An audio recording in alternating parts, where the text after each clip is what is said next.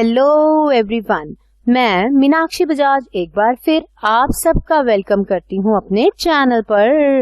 मुझे उम्मीद है कि आप एक रेगुलर व्यूअर हैं जो कि मेरे चैनल को सब्सक्राइब कर चुके हैं। मेरे चैनल पर आपको मिलते हैं कई सारे सब्जेक्ट्स के कंप्लीट वीडियो लेक्चर्स। तो अपने मन चाहे सब्जेक्ट को देखिए और अपने सपनों को साकार कर लीजिए। आजकल मैं आपको करवा रही हूँ फाइनेंशियल मैनेजमेंट का सब्जेक्ट। इस सीरीज में ये मेरा 4th वीडियो लेक्चर है। सबसे पहले हमने मीनिंग, डेफिनेशन और प्रोसेस जाना, उसके बाद स्कोप, और फिर हमने ट्रेडिशनल और मॉडर्न अप्रोच को भी डिटेल में डिस्कस कर लिया। अब हम टॉपिक को आगे बढ़ाने वाले हैं और आज हम ये डिस्कस करेंगे कि अगर एक बिजनेस प्रॉफिट मैक्सिमाइजेशन की सोच को अपनाता है तो किस हिसाब से वहां काम किया जाएगा। इसके अलावा जो दूसरी फिलॉसफी है वह है वेल्थ मैक्सिमाइजेशन की, तो ये किस प्रकार से चलती है। तो आइए स्टार्ट करते हैं इस बहुत ही इम्पोर्टेंट टॉपिक को डिटेल में समझना। जब हम बात करते हैं प्रॉफिट मैक्सिमाइजेशन फंक्शन की, जिसे earning per share maximisation function भी बोला जा सकता है, तो जब मैक्सिमाइजेशन ऑफ प्रॉफिट की बात की जाएगी तो इसे ट्रेडिशनल बिलीफ माना जाता है। जो कंपनीज पुरानी सोच के तहत ही काम करती हैं, वह इस बिलीफ के ऊपर अपने सारे के सारे डिसीजंस लेती हैं। जैसे कि हमने पिछले वीडियो लेक्चर में जाना था कि एक बिजनेस के अंदर इन्वेस्टमेंट डिसीजन, फाइनेंसिंग डिसीजन और डिविडेंड पॉलिसी डिसीजंस लिए जाते हैं। तो जो कंपनी इस सोच के ऊपर चलेगी वो इन सब का आधार रखेगी इकोनॉमिक रिसोर्सेज की यूटिलाइजेशन। अगर तो उसे लगेगा कि इस डिसीजन की मदद से मेरा प्रॉफिट बढ़ेगा, फिर तो उस डिसीजन को लिया जाएगा। पर अगर कहीं पर कोई रिस्क नजर आएगा तो ऐसे डिसीजन को अवॉइड कर दिया जाएगा। कहने का मतलब ये है कि प्रॉफिट मैक्सिमाइजेशन ही होल सोल मुद्दा होगा जो का सारा दारोमदार रखेगा। इसके अंदर ये देखा जाएगा कि हर एक काम को एक ही टेस्ट पर आकलन करना है, चाहे वो एसेट सिलेक्ट करना हो, कोई प्रोजेक्ट सिलेक्ट करना हो या किसी भी प्रकार का डिसीजन होगा। उसकी एक्सेप्टेंस या रिजेक्शन बेस होगा सिर्फ एक प्रॉफिटेबिलिटी। अगर तो कमाई नजर आ रही है तो जवाब है हाँ, अगर कमाई नहीं नजर आ रही तो उस डिसीजन को अवॉइड कर दिया जाएगा। प्रॉफिट मैक्सिमाइजेशन की जो सोच है, इसे कई सारे ऑथर्स ने एक ऑपरेशनल कंसेप्ट भी बोला है। ऑपरेशनल कंसेप्ट इसलिए बोला गया है क्योंकि इसके अंदर सिर्फ और सिर्फ इकोनॉमिक एफिशिएंसी की ही बात की गई है कि अगर तो इकोनॉमिकली हमें कमाई हो रही है तो डिसीजन लीजिए, नहीं तो डिसीजन को छोड़ दीजिए। तो इस इकोनॉमिक वेलफेयर को करने के लिए जो भी कंपनी होगी वह हर समय अपने प्रॉफिट्स का आकलन करती रहेगी। अब प्रॉफिट किस प्रकार से कैलकुलेट किए जाते हैं, इसके अंदर सबसे पहले ये देखा जाएगा कि जो भी इनपुट, जो भी हमारा पैसा लग रहा है, उसके ऊपर कितनी कॉस्ट, कितना खर्चा कंपनी को करना पड़ रहा है। इस कॉस्ट को कंपेयर किया जाएगा जितनी वैल्यू क्रिएट हो रही है उससे। अगर तो वैल्यू ज्यादा क्रिएट हो रही है, इसका मतलब ये है कि कंपनी प्रॉफिट्स कमा रही है। लेकिन अगर वैल्यू कम क्रिएट हो रही है और कॉस्ट ज्यादा है, इसका मतलब वह डिसीजन को बिल्कुल ही रद्द कर दिया जाएगा। तो इतना समझने के बाद एक चीज की क्लैरिटी तो आपको हो गई कि प्रॉफिट मैक्सिमाइजेशन अप्रोच के अंदर यार्डस्टिक यानी कि एक ही मापदंड है, वह है इकोनॉमिक परफॉर्मेंस। समय समय पर कंपनी के अंदर इकोनॉमिक परफॉर्मेंस को टेस्ट किया जाएगा। अगर तो परफॉर्मेंस अच्छी चल रही है, इसका मतलब अर्निंग पर शेयर बढ़ेगा और उसी प्रकार से कंपनी को आगे बढ़ाया जाएगा। पर अगर इकोनॉमिक परफॉर्मेंस अच्छी नहीं है तो फंक्शंस को रीडायरेक्ट एक नए रूप से संचालन करते हुए नए नए डिसीजंस लिए जाएंगे। प्रॉफिट मैक्सिमाइजेशन अप्रोच को काफी ज्यादा मॉडर्न स्कॉलर्स ने क्रिटिसाइज कर दिया है। उन्होंने इसे क्रिटिसाइज करने के पीछे कई सारे कारण दिए हैं। सबसे पहला कारण तो है वेग एंड एम्बिगुअस, इसका मतलब ये होता है कि इसके अंदर पूरी क्लैरिटी नहीं है। तो ये सबसे पहला कारण ये दिया गया कि यहाँ पर प्रॉफिट की कोई भी संपूर्ण डेफिनेशन गिवन नहीं है।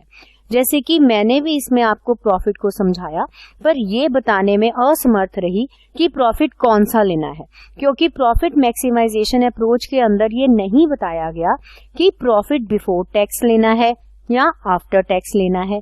इसके अलावा अगर हमने रेट ऑफ प्रॉफिटेबिलिटी निकालना है तो उसकी प्रोपोर्शन किस रिलेशन के साथ निकाली जाएगी?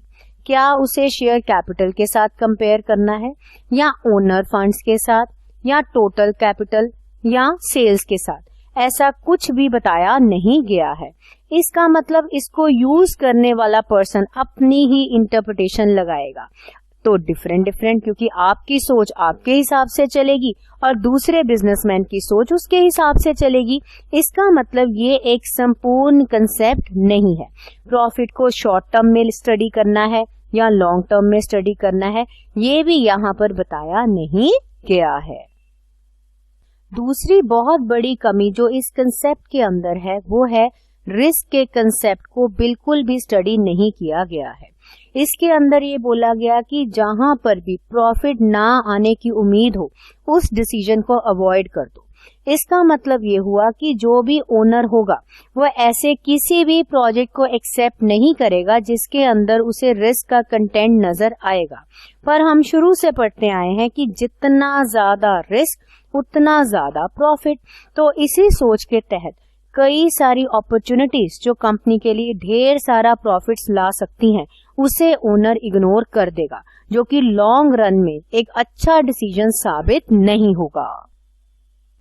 टाइमिंग ऑफ बेनिफिट एक बहुत ही बड़ा इशू है। किस समय हमें फायदा हो रहा है इसको बिल्कुल ही स्टडी नहीं किया गया, कंप्लीटली इग्नोर कर दिया गया है टाइम पैटर्न को। एक एसेट की वर्किंग लाइफ होती है, कई साल तक वह चलता है, तो वह किस साल में कितना कमाएगा इसे स्टडी करना बहुत जरूरी है, क्योंकि टाइम वैल्यू ऑफ मनी बदलती रहती है। अब अगर आपको इस लाइन का मतलब समझ नहीं आया तो मैं एग्जाम्पल की मदद से आपको ये बात समझा देती हूँ। चलिए अब जरा गौर कीजिए इस एग्जाम्पल के ऊपर। यहाँ पर आपको मैंने एक प्रोजेक्ट के बारे में स्टडी करवानी है। देखिए यहाँ पर सबसे पहले मैंने लिया है टाइम, जिसके अंदर आपको 3 साल का डेटा दिखाई दे रहा है।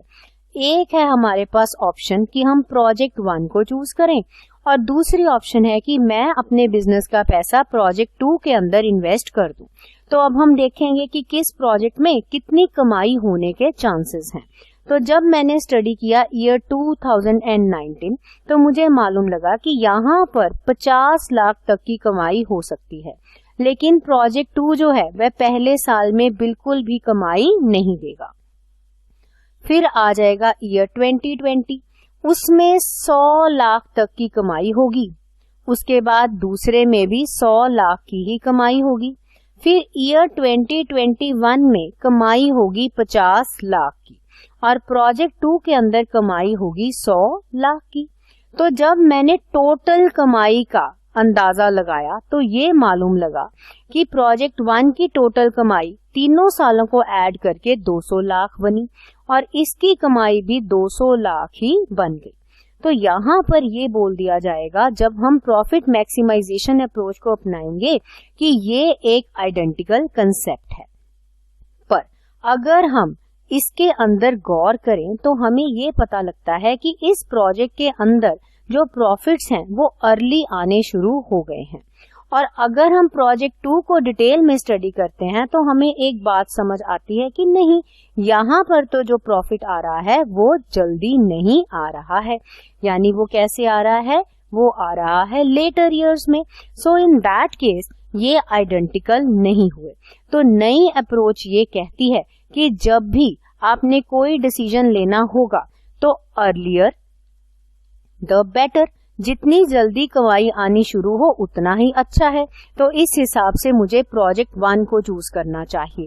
पर प्रॉफिट मैक्सिमाइजेशन अप्रोच के अंदर इन सालों को स्टडी करने की कोई अहमियत नहीं दी गई है, इसी कारण से इसे क्रिटिसाइज कर दिया गया है।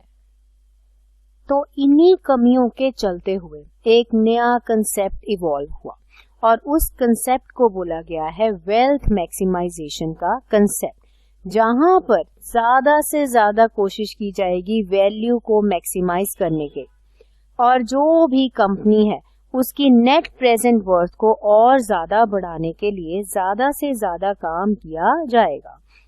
अब कैसे किया जाएगा ये डिसीजन? जब एक कंपनी में वेल्थ मैक्सिमाइजेशन का काम चलेगा तो वहां पर दो कंसेप्ट फॉलो होंगे, एक तो होगा क्वालिटी का और एक तो होगा क्वांटिटी का। अब इसका मतलब क्या हुआ? क्वालिटी का मतलब ये है कि एग्जैक्टनेस, कब हमें प्रॉफिट आएगा, कैसा प्रॉफिट आएगा, उसको स्टडी करना, और साथ में बहुत ज्यादा इंपॉर्टेंस दी गई है टाइम वैल्यू ऑफ मनी।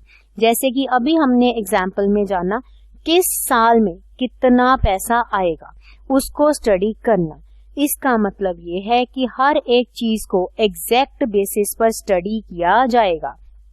तो जब भी हमने ऑपरेशनल ऑब्जेक्टिव देखना होगा किसी भी फाइनेंशियल एक्शन का, तो उसके 3 मेन आधार बनेंगे, वो होंगे एग्जैक्टनेस, क्वालिटी और टाइम वैल्यू ऑफ मनी। तो इसको इम्पोर्टेंस देते हुए एक कंसेप्ट क्रिएट किया गया, जिसे क्या नाम दिया गया?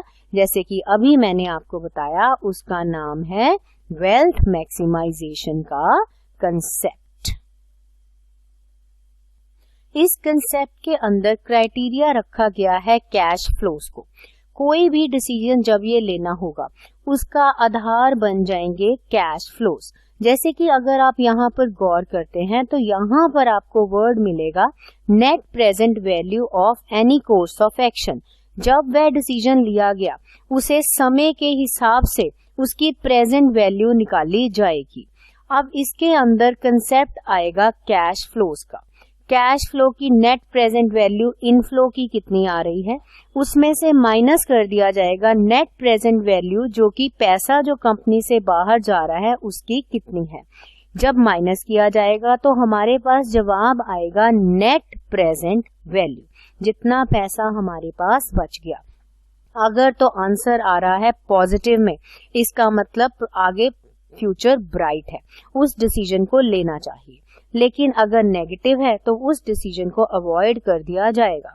तो क्राइटेरिया क्या हुआ? Cash flows.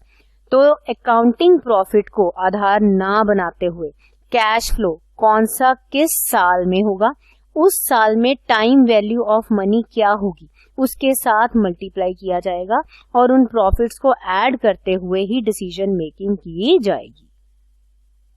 इस अप्रोच के कुछ एक मेन फीचर्स हैं जिन्हें जानना हमारे लिए काफी जरूरी है। तो अगर हम फीचर्स की बात करते हैं तो सबसे पहले इसके ऊपर आधार क्या बना है? Cash flows. याद रखिएगा, अकाउंटिंग प्रॉफिट को आधार नहीं बनाया गया है। और कैश फ्लोस कब होंगे? फ्यूचर में, आने वाले सालों में। तो असल नहीं पता है, एक्सपेक्टेड है कि कितना होने की आशा है। इस बेस पर ये कंसेप्ट चलता है। उसके बाद जैसे कि मैंने आपको बताया, समय के साथ पैसे की कीमत घटती जाती है, तो उसी को ध्यान में रखते हुए टाइम वैल्यू ऑफ मनी का कंसेप्ट फॉलो किया गया है। आप इसे बहुत इजीली समझ सकते हैं। आप अपने घर पे बात कीजिए, अगर हम गोल्ड की ही बात कर लें, आज से 10 साल पहले 5,000 रुपए का कितना गोल्ड आता था, फिर 5 साल बाद कितना आने लग गया, और आज की डेट में 5,000 का कितना गोल्ड आता है। जमीन आसमान का फर्क है ना। ये फर्क क्यों आया है? क्योंकि टाइम वैल्यू ऑफ मनी घटती जा रही है। अब इस वैल्यू को कैसे कैलकुलेट करना होगा, उसके लिए डिस्काउंट रेट फॉलो किए जाएंगे। जैसे कि मैंने आपको बताया, प्रेजेंट वैल्यू को कैलकुलेट करने के लिए हमारे जो एक्सपेक्टेड कैश फ्लोज हैं उन्हें डिस्काउंट रेट के साथ मल्टीप्लाई किया जाएगा और उसी को आधार बनाते हुए डिसीजन लिए जाएंगे।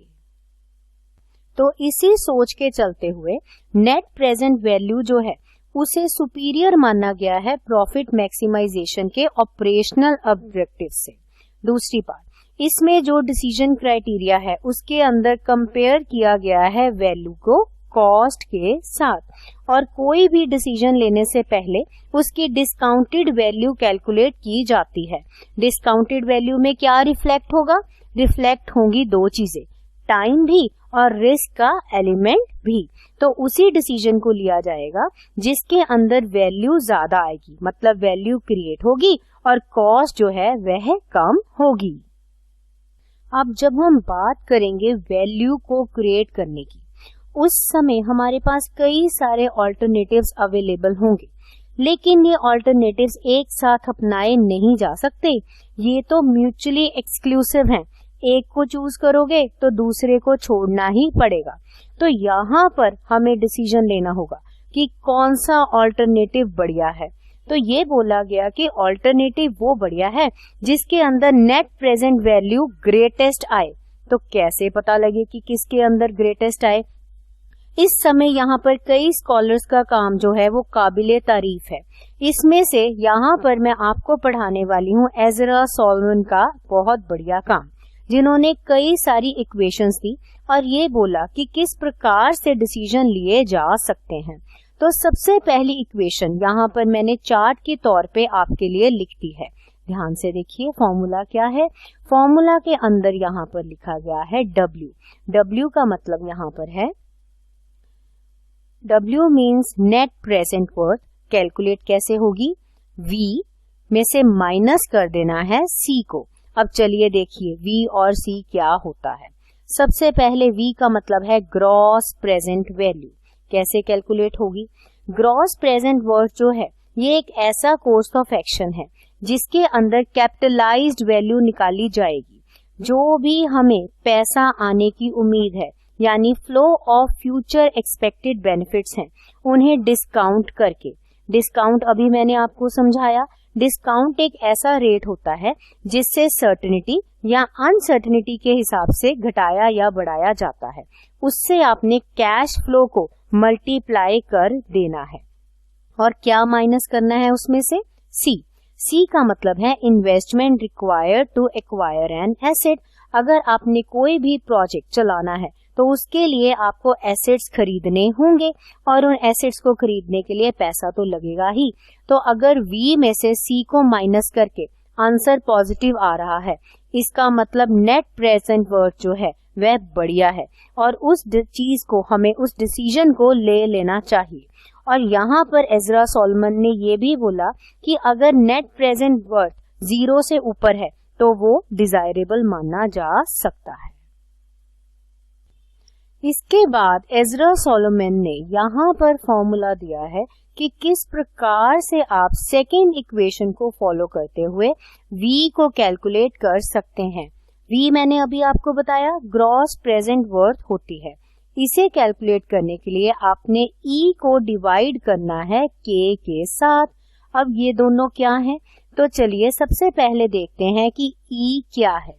E का मतलब है यहाँ पर कि आपको कितने फ्यूचर बेनिफिट्स होने की उम्मीद है। फ्यूचर बेनिफिट्स किसको होंगे? वो होंगे जो भी सप्लाई करेगा इनपुट कैपिटल, जिसने बिजनेस में पैसा लगाया है उसे ही तो कमाई की उम्मीद होगी, वह बन जाएगा E।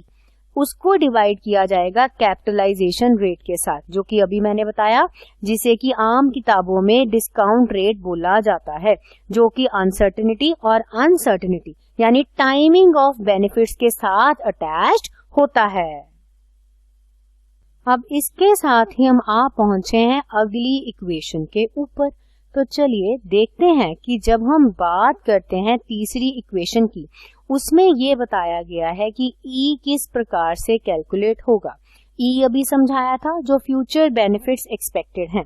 अब यहाँ पर इक्वेशन के अंदर लिखा गया है G, उसमें से 3 चीजों को माइनस हमने कर देना है। अब G का मतलब तो यहाँ पर है अर्निंग्स। कौन सी अर्निंग्स लेनी है आपने? अर्निंग्स आपने लेनी है एवरेज करके। फ्यूचर में जितनी भी ग्रॉस वर्ड इसलिए लिखा है क्योंकि इसमें से अभी कुछ भी माइनस नहीं किया गया है। ग्रॉस अर्निंग्स को लेना है और उसमें से 3 प्रकार के खर्चों को माइनस कर देना है। सबसे पहले तो एवरेज खर्चा माइनस करना है आपने री इन्वेस्टमेंट का, क्योंकि अगर आपने एक तरीके से कमाई करनी है तो कुछ पैसा तो आपको डालना ही पड़ेगा बार बार, उसे बोला गया है री इन्वेस्टमेंट। फिर उसमें से माइनस होगा अगला कंसेप्ट जो कि है टी का। टी के अंदर आ जाता है आपने माइनस करने हैं एनुअल आउटफ्लो, किसके? टैक्सेस के, जो आपने सरकार को टैक्स पे करना है। फिर उसमें से आपने माइनस कर देना है आय को। आय के अंदर भी एनुअल पेमेंट्स ही हैं, जो सालाना पेमेंट्स आपको करनी पड़ेंगी किसी प्रकार के इंटरेस्ट की, या प्रेफरेंस शेयर होल्डर्स को जो डिविडेंड होगा, या इसके अलावा कोई भी ऐसा खर्चा जो आपको पहले से ही पता है उसे भी माइनस कर देना है। ये सब करने के बाद तभी आपको पता लगेगा कि सप्लायर ऑफ इनपुट कैपिटल के लिए कितना बेनिफिट अवेलेबल होने के चांसेस हैं। इतना पढ़ने के साथ हम आ पहुंचे हैं आखिरी इक्वेशन के ऊपर, जो कि है आपकी इक्वेशन नंबर 4, जिसमें कि ये बताया गया है कि W किस प्रकार से ये जो हमने सारे कंसेप्ट सीखे उन्हें एकत्रित करते हुए निकाला जाएगा। यानी नेट प्रेजेंट वर्थ को निकालने के लिए आपको इस सारे फॉर्मूला को यूज करना होगा। आपको ऐड करने होंगे सारे एक्सपेक्टेड डिस्काउंटेड कैश फ्लोज, और उसमें से आपने माइनस करना होगा जितना पैसा स्टार्टिंग में आपको एसेट एक्वायर करने के लिए लगाना पड़ेगा। अब जरा फॉर्मूला पे गौर करिए। सबसे पहले मैंने लिखा है A1, डिवाइड किया है 1 प्लस K1 के साथ। अब A का मतलब क्या है? A का मतलब है एक्सपेक्टेड कैश फ्लोज, जो कि आपको हर साल होने की उम्मीद है। उसको हमने डिवाइड करना है। किससे डिवाइड किया? 1 प्लस K के साथ। 1 तो एक नंबर है, और K कैसे कैलकुलेट होता है? K है एक डिस्काउंट रेट। डिस्काउंट रेट के टेबल्स जो हैं वो ऑलरेडी इस्टेब्लिश किए जा चुके हैं, और उसमें से माइनस हो जाएगी कैपिटल, जो कि पैसा रिक्वायर्ड होगा एक एसेट को खरीदने के लिए। अब यहाँ पर आप सोच रहे होंगे कि आपने मैम सिर्फ 3 बार ही A लिया है, बट अगर आप गौर करेंगे तो आपको ये मालूम चल जाएगा कि आखिरी में मैंने A के साथ N लिखा है, मतलब जितने नंबर ऑफ ईयर्स आपको पैसा आने की उम्मीद है वह सारे नंबर ऑफ ईयर्स को आपने ऐड करना है। तभी जाकर पता चलेगा कि नेट प्रेजेंट वर्थ कितनी होगी अगर इस ऑल्टरनेटिव के लिए यस बोला गया तो ये था हमारा वेल्थ मैक्सिमाइजेशन का कंसेप्ट। यहाँ पर हमने ये जाना कि पहले प्रॉफिट मैक्सिमाइजेशन था, उसे रिप्लेस कर लिया वेल्थ मैक्सिमाइजेशन के साथ, क्योंकि पहले में कई सारी कमियां थी। तो इसी तरीके से रिस्क, अनसर्टेनिटी, टाइम वैल्यू, उन सबको ले लिया गया। बट यहाँ पर ही समय का अंत नहीं हुआ, समय बदलता जा रहा है, तो कई नए कंसेप्ट्स आते जा रहे हैं, जैसे कि इकोनॉमिक वैल्यू एडेड या फोकस ऑन स्टेक होल्डर्स, जिन्हें हम आने वाले वीडियो लेक्चर्स में शेयर करेंगे। तो अभी मैं उम्मीद करती हूँ कि आपको ये दोनों कंसेप्ट डिटेल में समझ आ गए होंगे। तो मैं मीनाक्षी बजाज अभी तो आपको कहती हूँ गुड बाय, पर आपको मिलूंगी बहुत जल्द एक नए और इंटरेस्टिंग वीडियो लेक्चर के साथ।